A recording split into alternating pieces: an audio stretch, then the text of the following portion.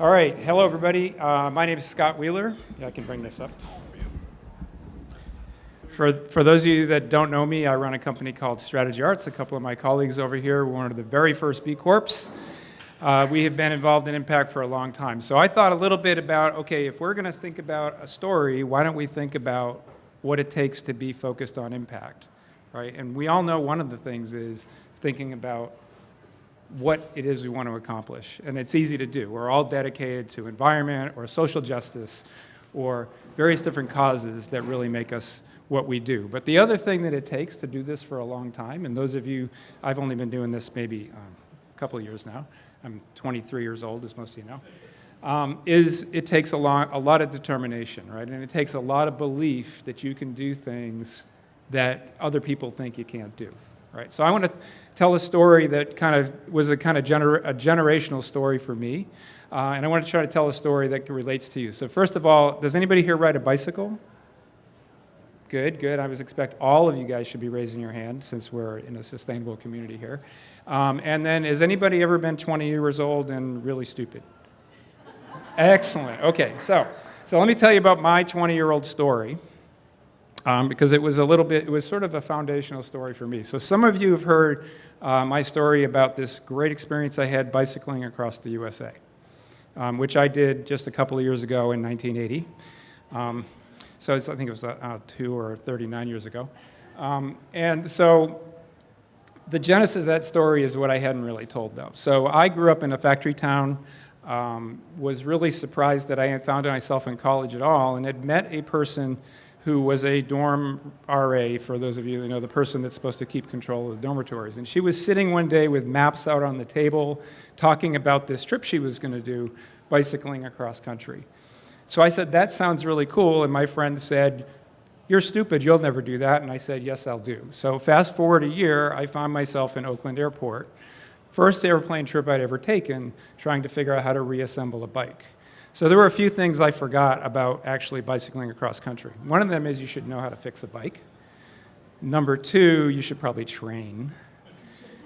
And number 3, you probably ought to know where you're trying to go, right? So I arrived in Oakland, and the first thing I had to do was ask for help building my bicycle. Put on my cut-off blue jeans, because I thought that was what you rode a bicycle in. And so the first thing was, my first moment was, shit, I should have learned how to put a bicycle together before I did this.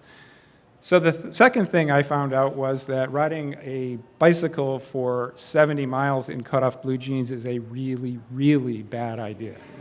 Right? Has anybody ever tried that? If you haven't, don't do it. So I got across the Golden Gate Bridge, and I was like, holy crap, I can't sit on this seat one more second, right? So we found bicycle shops were not very big right then. The other thing, for those of you that wear bike shorts now, is back then the bicycle shorts had leather chamois. So you didn't get this nice pair of bike shorts which you put on. You had to break the damn things in for 5 days before they felt good, which is not very easy with a sore butt, right? So that was my second oh shit moment. My third was thinking that this could be a lot of fun. So being that I hadn't actually thought about this trip, I didn't realize that the woman I was bicycling with had planned for 3 years to do this bicycle trip and thought she was going to be biking with somebody that knew what they were doing. So 2 days later, I met a guy that was biking up the coast from Los Angeles, smoking lots of weed and having a great time. So I thought, hey, this sounds like a great thing. So that took about 4 more days, where she then bicycled off without me. And now I found out that I had no money, didn't know how to bicycle, I had a sore butt, and I had to get from somewhere in California back to Massachusetts. And the other thing I remembered so that was my third oh shit moment of this trip. And it was really interesting, because I had found myself really doubting myself at that point, thinking, I really can't figure out how to do this. But the one thing I remember is my dad, when I said I'm going to fly to California, he's like, good luck, I don't have the money to fly you home.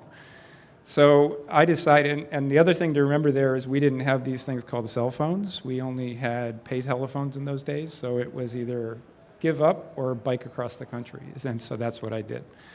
So the reason I tell this story is because we've all had those moments, and there's a lot of sort of moments where you can say, boy, was I really stupid, but I think it's in the moments when you're most vulnerable and most stupid that it actually gets you to the point of learning the most about yourself. And so for the next 2.5 months, I bicycled across the US by myself, not knowing how to bicycle, not knowing how to read a map initially when I started. And it was one of the most amazing things in my life. And one of the things that it trained me, which has sort of readied me for the work we do here today, and which all of you are engaged in as well, is it taught me to believe that no matter what it is, no matter how big the problem, determination is going to get you there. And so that's really the story I had. So thank you.